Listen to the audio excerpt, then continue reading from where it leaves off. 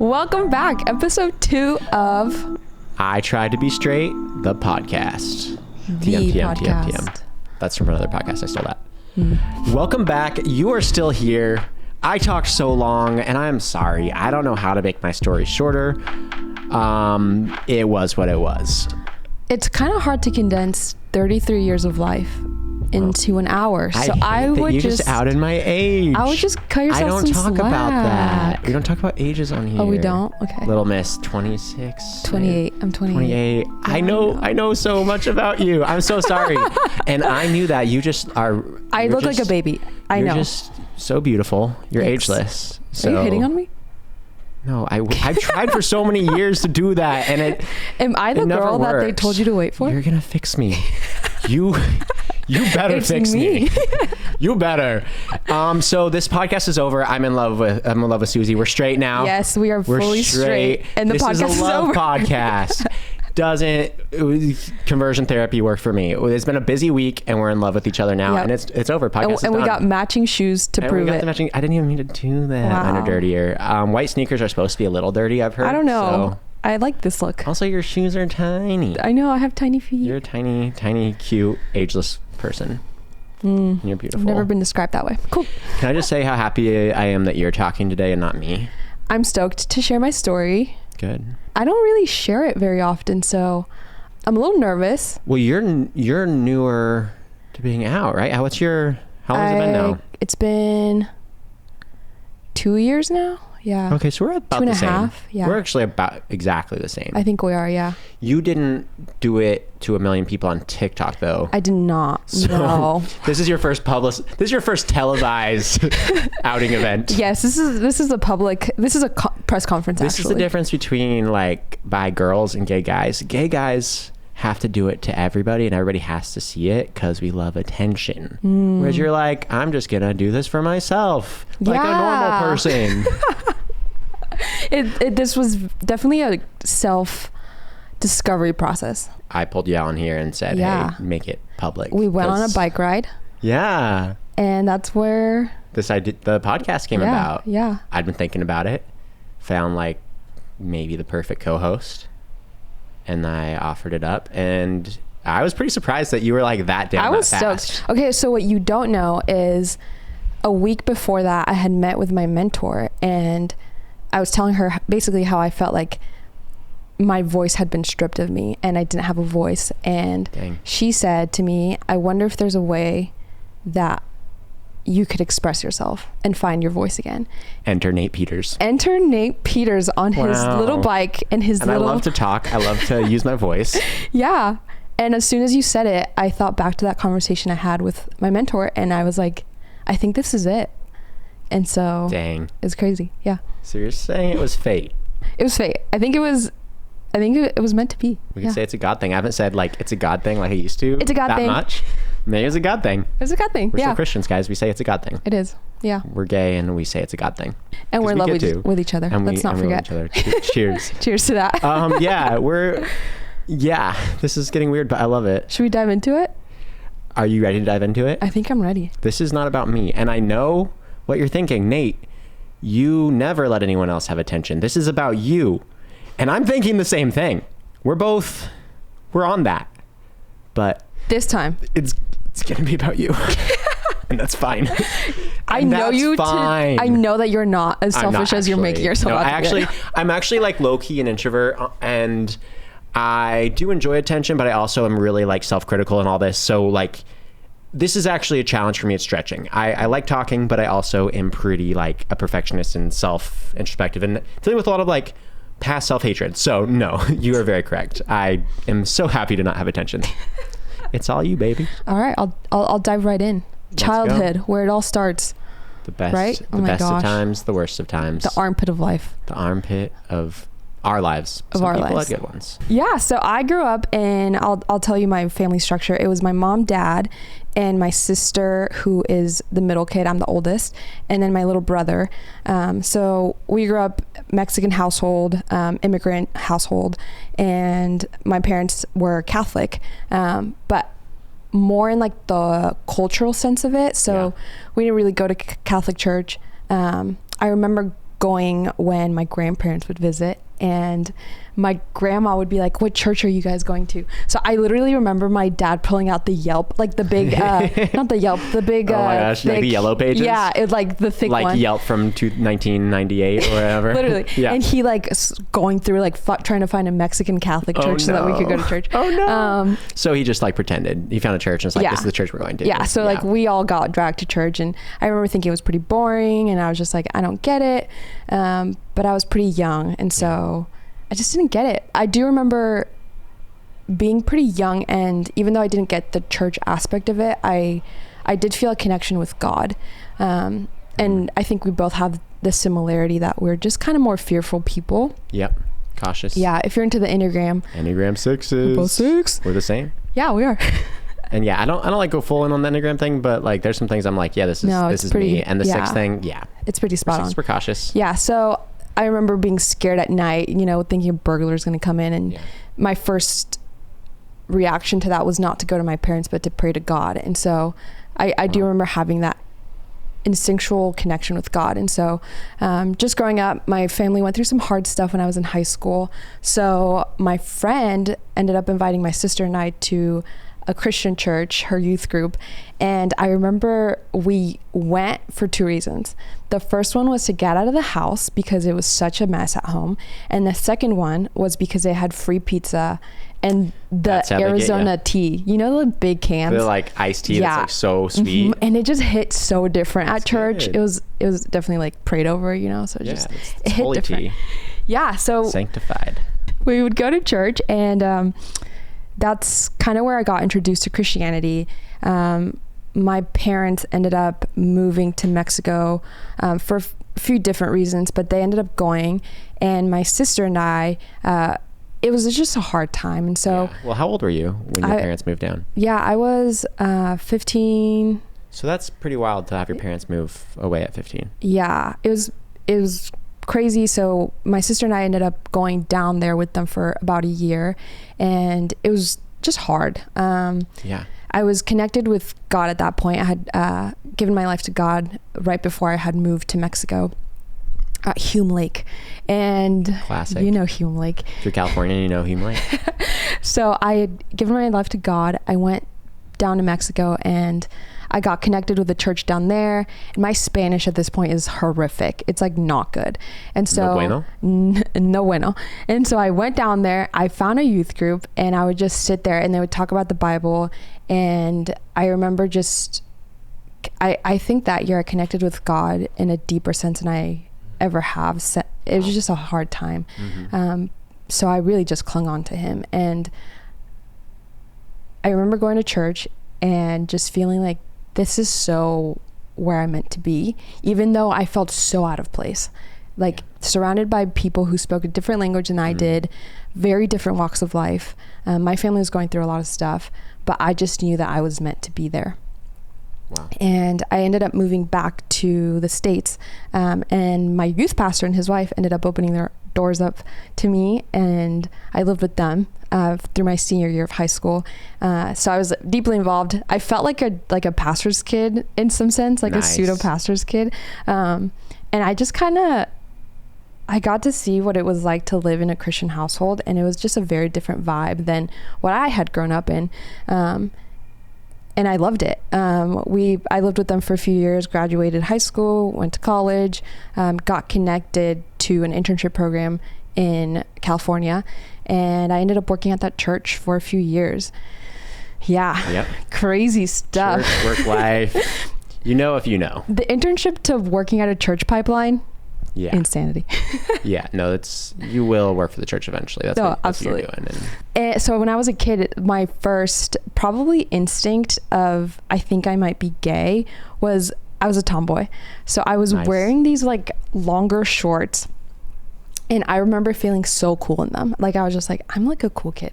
And my friend's mom pulled up, and she rolled down the window, and she goes, "Those are lesbian shorts." And oh my gosh. I literally died in my skin. No. Like I had never felt more shame in my life. You hadn't thought about this before then? She just like comes at you with that, and you're just wearing what you like to wear. Yeah. And so like before this, so like growing up, like I just was never a popular kid. Like, people wanted to be my friend because I was funny. Yeah, But you were always this cute, right? No. So I actually did not feel very comfortable in my skin for a long time. Wow. And so I was kind of chubbier. I like just really struggled with body image. And my like big thing was like, I felt like I couldn't really connect to people. And what I related in your story was the idea of like wanting to make friends and like having that be like just like a little bit harder. Yeah. And I remember my sister would bring home friends and I would end up befriending them, and that was great, like mooched off. Yeah, no, an extroverted sibling is everything. Yeah. Yep. But it was really hard for me to make friends because I was just so uncomfortable about who I was. And so when my friend's mom rolled down the window and said those are lesbian shorts, I like never had like Googled what is a lesbian, right? But like I knew what it was, and I knew that the connotation was bad. Yeah. And so I just felt so ashamed. I went home and threw the shorts away. I never saw those shorts again. Rip lesbian shorts. I'm making a note. I'm going to buy you some lesbian shorts. Please do. Reclaim.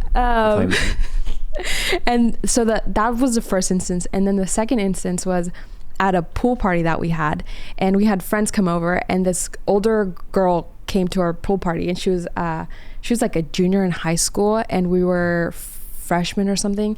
And so we just felt so cool. This like junior was there, and I remember like looking at her, and I didn't like check her out, but I was definitely like, she caught my attention. Yep. And I was looking at her, and then I pan my head over and I see my mom looking at me, looking at her, and I literally was like it just was like everything in me was like shame, and I didn't know what there was to be ashamed of, but there was shame. Yeah. And I just was like, I'm never looking at a girl again. I didn't date in high school. I feel like that's a trope for a lot of bi lesbian women, is like you don't date in high school. Saving it for Jesus. Yeah. Purity basically. Culture. Just dating goodbye. Yeah. So I went through high school, committed my life to Jesus, and I didn't really date a ton. And then I remember the next moment in my life thinking about my sexuality was I was driving to church to work, and there's this light right before you turn, and I was stopped at the light, and for some reason I feel like this was God, the Holy Spirit. It was like, I need to sort out my sexuality. And I remember thinking that, and my next thought was, I'm not doing that. Like that was the first time where it went from being suppressed to I'm on purpose repressing this. I'm not thinking about this. I work at a church. I know gay's bad. Even though anytime anything gay at church came up, like I would get a little squirmy. I would move around my seat a little. Like it was just like a little like, they're talking to me. That's the worst. Yeah. Thing. You feel it.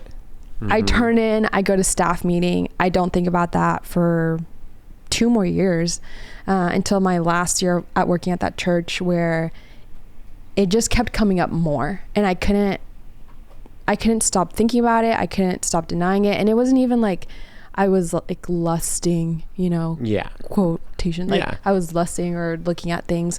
I just like couldn't stop thinking about, am I gay? Yeah. Is this something that I need to sort out for myself? Or can I just like marry somebody and be straight and like have this normal Christian lifestyle? I quit working at that church, and then I moved to Texas. So I go to Texas, and Texas was great. Texas was like I need to sort out who I am kind of moment. And so I remember laying in bed and just praying to God every night. God, please make me straight. Please make me straight.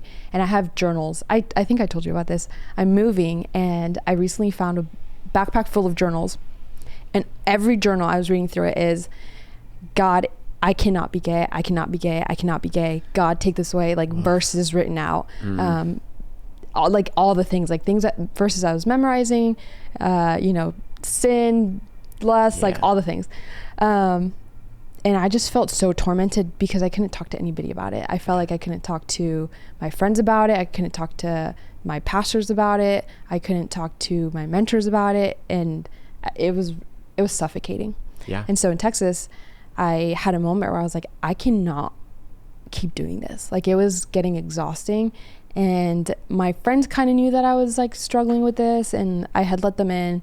But there's just so much shame in talking to somebody else that's straight that doesn't get it. Yep. And not even that they would make me feel ashamed about it, but I just felt like, I don't know that you get it. Like, I'm trying to explain this to you, but you don't get it. Like, yeah. Because they're told one thing about it, and it doesn't quite match up to your perception. That's my experience. And so how could they get it? Yeah. It was very lonely. And so I decided... Isolating. That's the word. Yeah. It was isolating. And they were great friends. They're amazing. And so I decided to go to this, I call therapy camp. It's called on-site workshops. And I will never get tired about talking about on-site. It's great. Yeah. You've told me about it. Yeah. It's probably the first thing that I lead with when I introduce maybe. Hi, I'm Susie. I went to on-site. I went to on-site. Yeah, I love this place. So it's like 6 days of therapy, 9 to 5. You're doing group therapy, and it's all around experiential therapy. So their big thing is this modality of therapy is very different from talk therapy. So they believe that what you can talk, you can show. So it's tactile, kinesthetic, and everybody in that group does one piece of work within the therapy group. And my piece of work I knew was around sorting out my sexuality and what that meant. And it was probably the 3rd or 4th day was coming up, and I was like, okay, my piece of work is coming up. What is it going to be? And I took my journal and I went to this rocking chair and I just prayed. And I was like, God, like, what do you want this to look like? What is there to heal here? What is there to see, uncover? And he just gave me a very clear picture of what he wanted this to look like and what it should look like. So it's kind of sound weird, but I'm going to break it down for you a little bit. Imagine this like living room area. It's a scene. And what I had put down was the 4 different messages of sexuality that I had gotten. So the first one was in my childhood, and my first experience in sexuality was not consensual. So that was the first one. And then to represent that was a little like doll. And then the second message that I had gotten was around media. So like pornography, what's on TV, what women should be to men. And then the third one was a pulpit, and that was what the church says. And then the last one was this like big question of, am I gay? Like, what does this mean for my life? And so my therapist, genius, she's great. She had me write down one sentence for each of those things and what they communicated to me.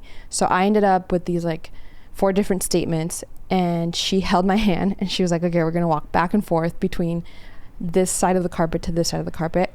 And she placed one person within the group to say those statements.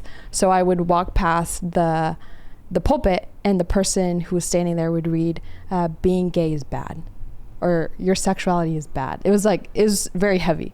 And so every time I walked past one of those little, what would you call them? Like a structure? Yeah. Yeah, sure. She would put a blindfold over me. And so at the end of it, she had me walk back and forth like a few times. I ended up with all these like blankets on top of my head. And she was like, okay, how are you meant to see your sexuality when you have all this stuff covering you? And I was like, oh my gosh, I can't sort out who I am when I'm listening to all these different things. And ended up taking them off and doing some deep work on my relationship with my mom. It was the most healing thing that I've ever been through. It was great. And so I ended up leaving that session. She ended up walking me to the end of the carpet where my big question was of, am I gay? And she held my hand and she was like, okay, are you ready to answer this question? And she was like, what's your sexuality? And I was like, I don't know. And it was like a very like relieving I don't know, when I like had come in with a very heavy I don't know what I am. Right. If I'm not straight, I'm going to hell. Right. So you're so concerned about giving the right answer. Right. Yeah. You're not actually letting yourself feel or think. You're just trying to do the right thing or the not wrong thing. Yeah. Yep, that makes sense. And in one of the journal entries that I had, like that I just read, was like, God, if I am not straight, I'm going to hell. Like I just like, wow. And this is nothing. I would pray and ask God for clarity, and he never in my prayer life said you're going to hell if you're, bi or gay. But I was just so caught up in that fear that leaving on site with an I don't know, but I'm going to be okay was the biggest game changer for me at that time. Yeah. I ended up finding a therapist in Texas, and we talked about it endlessly and dove into other stuff. And I ended up feeling really comfortable with saying, I don't know right now, but I'm okay. And right before I moved back to California, I was at a coffee shop and journaling, praying. And I remember having the clearest moment of like, I might not be straight and I might not be fully gay, but there's something there. Like a little bit of fruity. little bit of something there. And I just felt really at peace with it. And so I came back to California and I told my sister, it's one of the first things that we talked about. I was like, hey, I think I'm bi. And she said, I know. Your siblings always know. They always know. She was like, welcome to the party. Wow. And she was super loving. And then from there, I just knew, okay, like I need to be honest with people because I want them to love me for who I am, not for the person that I'm pretending to be. Yeah. So I started coming out to some friends. I was really nervous about coming out to my conservative Christian friends, which were all of them at that time. Yep. Same. So I told a few friends, and they all were just really kind and loving, and none of them made me feel bad about myself. With some friendships, I actually thought I thought you'd ask me more questions, but you're so chill with it. Like, this is weird. Wow. And then the main people that I was afraid of were my chosen family. They came over for dinner. We walked to a restaurant, and I was like, we had a lovely time. We were like having a great conversation. And by the end of it, I was like, okay, I have to do it. And I was like, I have something to tell you guys. And my eyes started tearing up, and I was like, I'm bi. And they were just like, okay. And I was crying, and my dad came around, and he hugged me, and he was like, we love you. And he had asked me some questions. He was like, so have you dated anybody? Just being a dad. It was a super healing moment. And they just affirmed me. Wow. That's amazing. Yeah. I ended up telling some mentors, some other people who I was kind of worried about, and they all were really positive. And so that's so cool. I love that. I know, which I know is not everybody's story, but it was really great. And so after everything you'd been through, now finally finding acceptance from a lot of your friends, like your spiritual parents or whatever word you'd use, having all those doubts about whether you'd be accepted and all this, self-hatred you probably experienced. I'm not sure exactly what was in your head. What was that like emotionally experiencing that? We've talked about this. Coming out isn't just a impulsive decision. Yeah. Especially when you're so in the weeds within the Christian culture and in a church. All your friends, your community, everybody around you believes one thing. For me specifically, because my parents were in Mexico, my whole family really was apart from me. The stakes just felt very high. This was my tribe. And if I came out and they rejected me, I'm essentially losing my family is what it felt like. So I felt just very lonely and afraid, not only for myself emotionally, but just for my well-being, being that this was my family. I spent Christmas with these people. I was very scared. And there was one moment specifically where I'll remember this clear as day. I was in bed, and I remember feeling like I had to choose between being honest about who I am and the family that I felt God had put in my life to take care of me at that time. And I did a quick little YouTube search, and I was like, can you be gay and Christian? Been there. And came up this podcast, and it was this girl, Cammie Scott. I don't think so. Okay.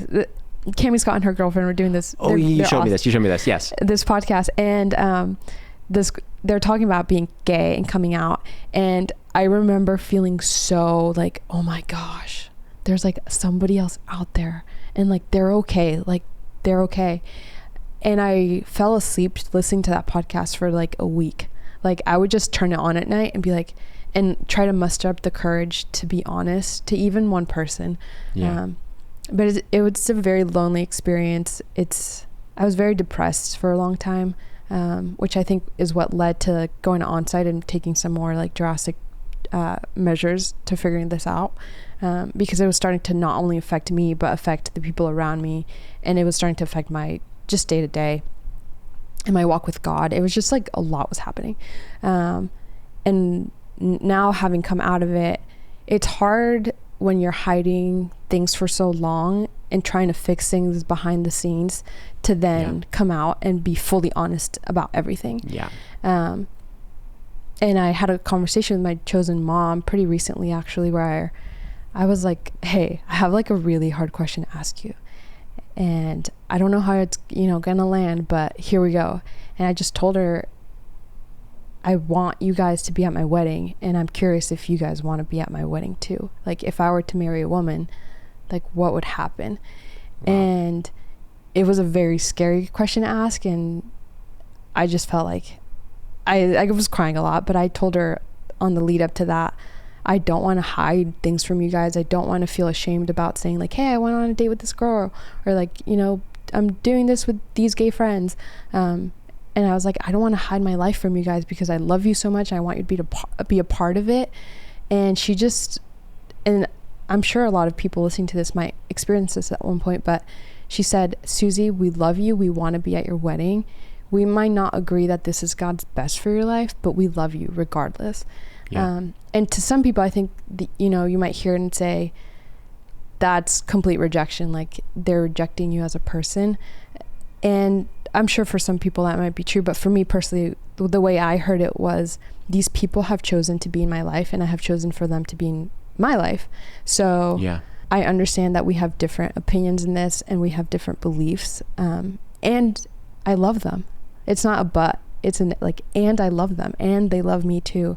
I get that. It's tricky because I have a lot of people that also, where it's that tension of, we love you, but we also think this is, and there's different levels of it, and I don't even know what the perfect would be for people that don't feel like this is okay. But I do feel like there is a level where you can, even if you disagree, you can still make someone feel as loved as possible. And I do feel like if you felt that from them, that's really cool. I think while we're in this journey of gay and Christian, it's a journey. There's going to be people in all phases of the journey, and some people that might stay in that phase forever, but making you feel loved is a huge improvement over a lot of other experiences a lot of people have. So I do think it's cool to hear that.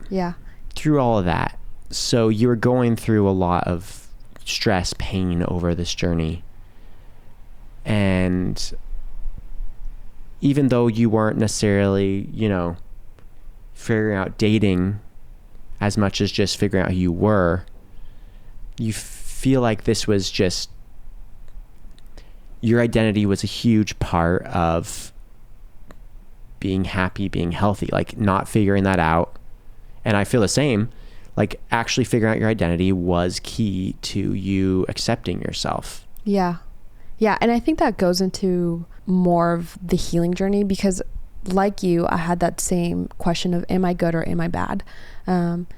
Being gay, anything other than straight makes me bad, which is for me the question that I've been asking myself since I was a kid. And so I felt like I just needed to go on this journey of, I need to figure out my sexuality, because it almost is like writing on my faith as well. And my faith is a big part of my life. And so for me, the little tangent, I feel very passionate about people who believe that they need to choose between their faith and their sexuality or who they are, because I don't see where that's right. I don't see where choosing your sexuality means that you have to walk away from God, and choosing God means that you have to walk away from this huge part of who you are. I felt like there were parts of me that were so boxed up that needed to be integrated. And living in disintegration, for me, I know personally has caused a lot of pain, and it causes hiding. And I feel like the hiding causes, as Christians would say, more sinning. And right. I'm still walking through this. I'm still learning how to undo a lot of that work that my brain wants to do to hide.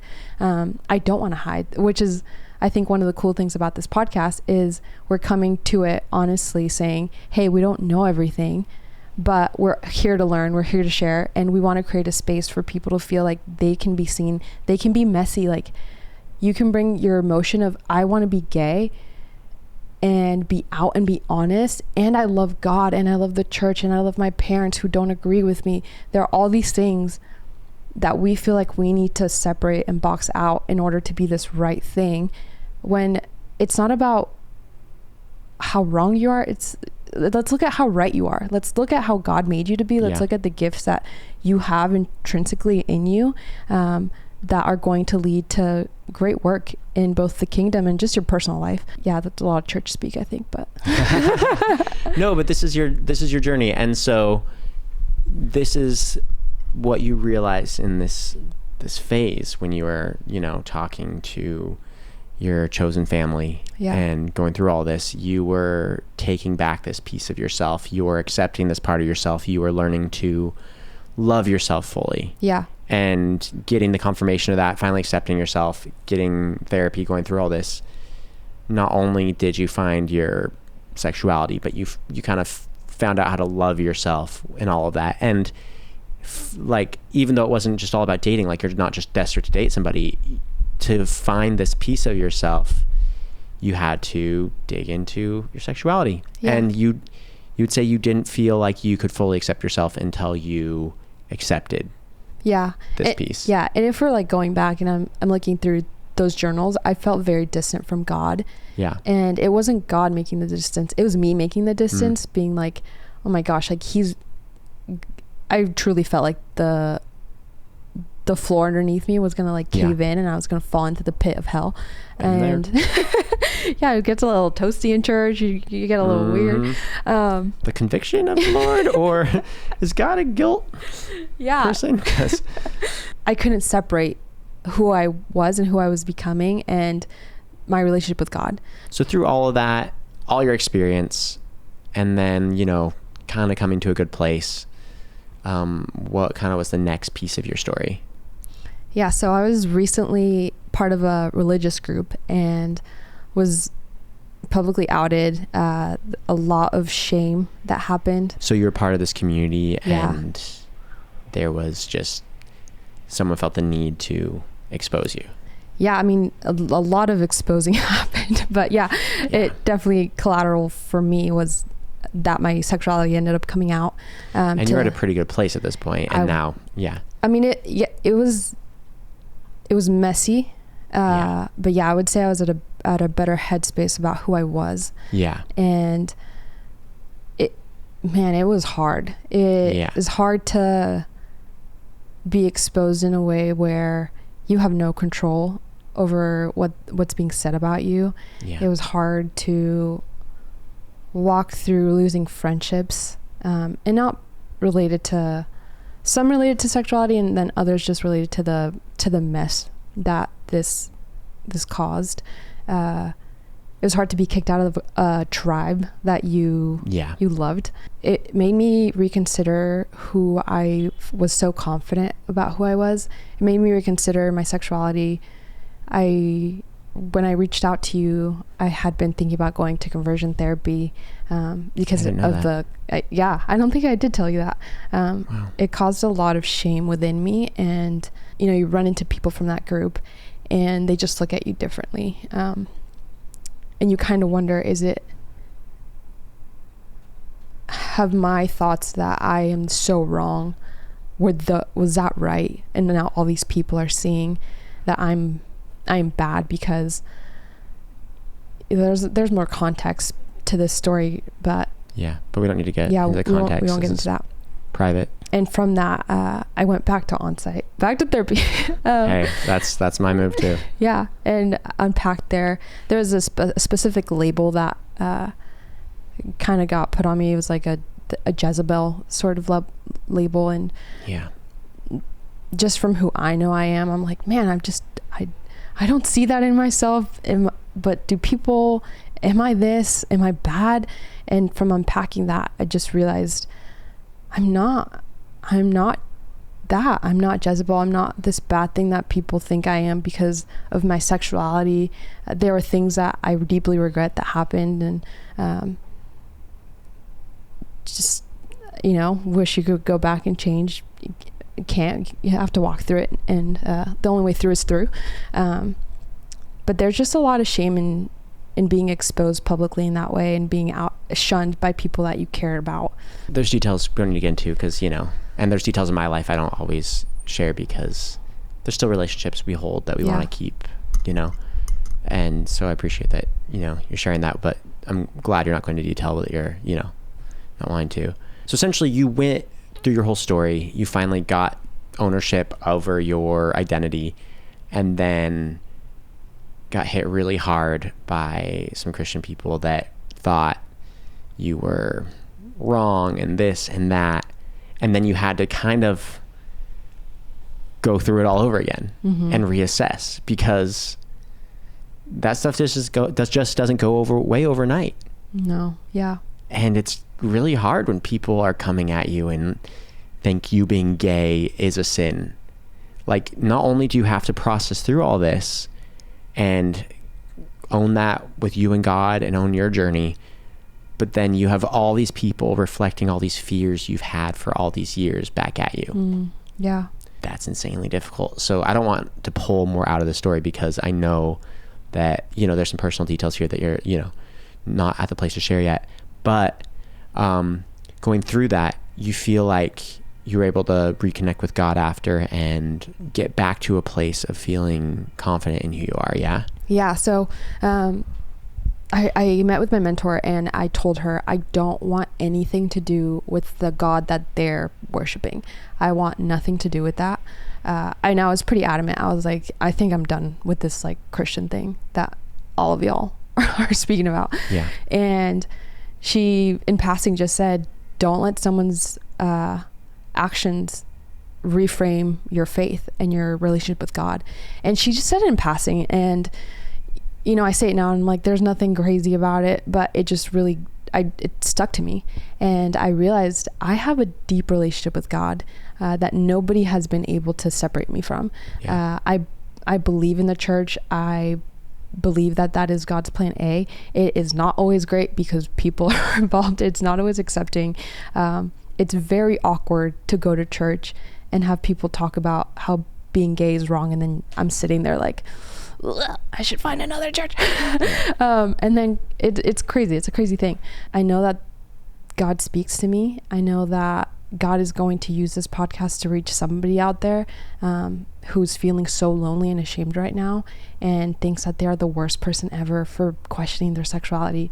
And you're not. If you're listening to this, you're thinking that you are not the worst person in history for thinking that you're gay or questioning your sexuality.